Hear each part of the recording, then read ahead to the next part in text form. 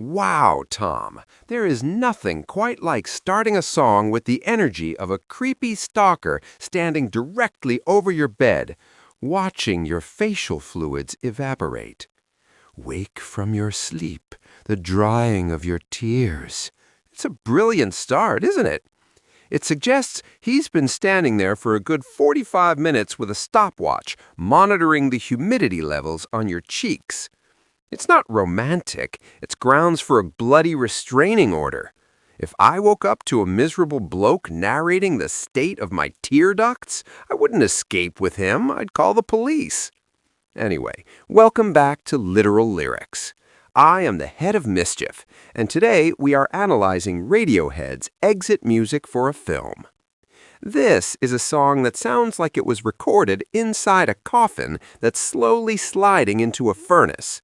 It's cheerful stuff, really. If you're looking for a track to play at a child's birthday party to ensure none of them ever smile again, this is the one. So the plan is simple. Today we escape. We escape. Excellent. But then he immediately starts micromanaging the operation. Pack and get dressed. Thank you, Tom.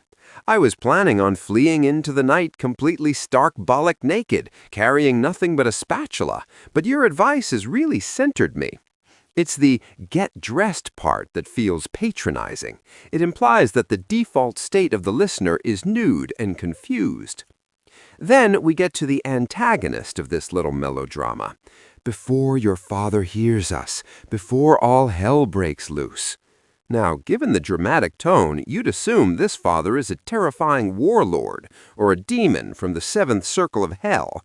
In reality, it's probably just a bloke named Gary in a vest, sitting downstairs watching the snooker with a lukewarm cup of tea.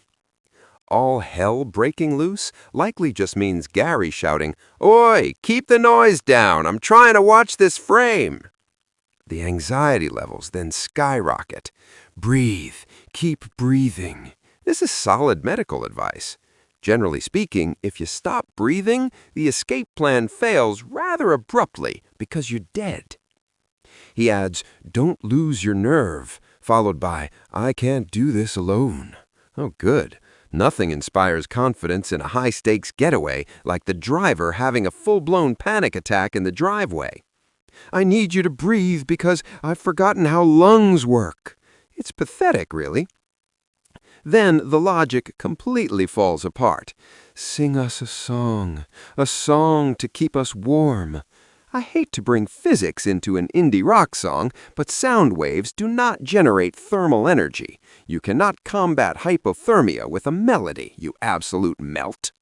If there's such a chill, put on a jumper. Or, since you specifically told us to pack earlier, maybe get a blanket out of the bag instead of humming Wonderwall while we freeze to death in a lay-by. We then move to the insults. "And you can laugh a spineless laugh." I've spent a lot of time looking at medical textbooks, and I have yet to find the vertebrae in a giggle. A laugh is an exhalation of air. It doesn't require a skeletal structure. It's a weird insult. Look at him, laughing without a backbone, the floppy wanker.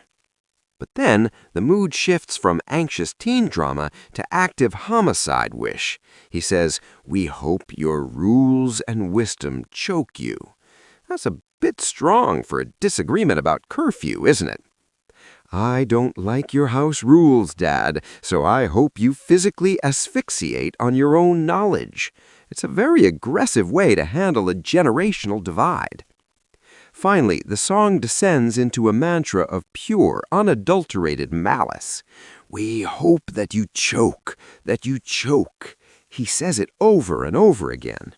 At this point, it's not just a passing thought. He is actively manifesting a blocked windpipe. He's sitting there visualizing a piece of dry toast lodged in the father's throat. It's incredibly dark.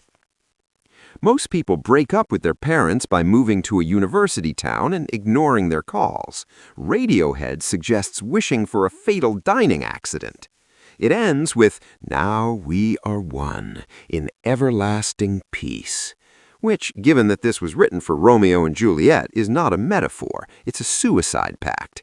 After 5 minutes of poor planning, medical advice, and aggressive death wishing aimed at one man in a vest, they conclude that the only reasonable solution to a strict household is mutual poisoning.